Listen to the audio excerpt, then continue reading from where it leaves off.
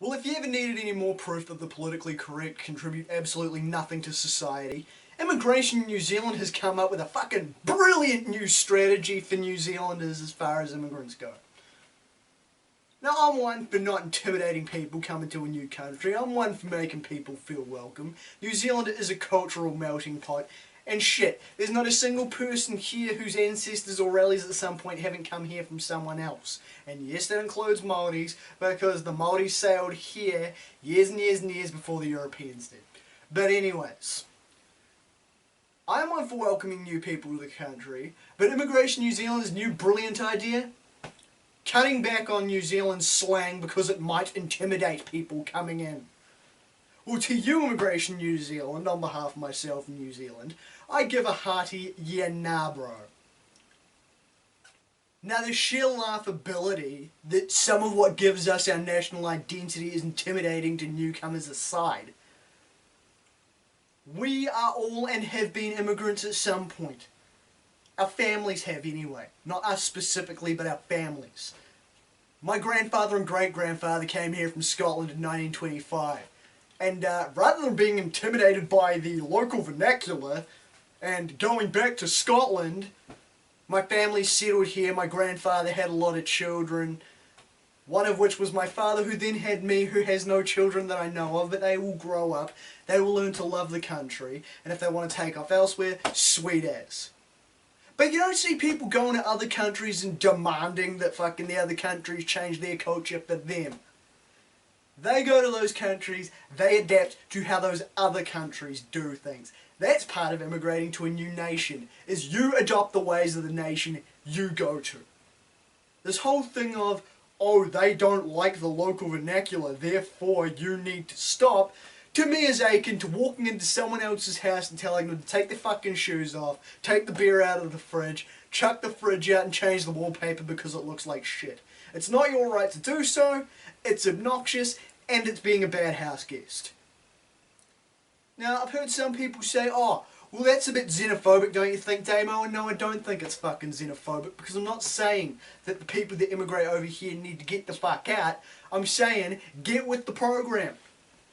Failing that, kick around with people of your own kind. A lot of the people that immigrate only stick to their own kind. You see groups of Chinese kids hanging out with other Chinese kids because they don't know how to communicate with New Zealanders. There's probably reasoning for that. I don't know what that reasoning is, but then I'm not a fucking expert on Chinese culture and whatever, am I? But the point stands. This is just more obnoxious fucking political correctness from the top of New Zealand, from a bunch of white wankers thinking they speak for other people. This is the same fucking thing that happens whenever I hear the words cultural appropriation. It always comes from relatively well-off honkies that seem to think they speak for other races and other people. If this is the type of shit you think is offending other people, why don't you go out, walk around and actually speak to some of these people? Because while it sounds somewhat amusing, it's actually kind of cool, because you do get a lot of immigrants who come over here, love the country, stay here, pick up the local slang and start speaking that shit. Man, I was overjoyed the first couple of times I heard an American refer to me as mate. You know, there's just something cool about talking to an American in casual conversation, and then they say goodbye and they bail. Have a good day, mate. And it's just fucking awesome.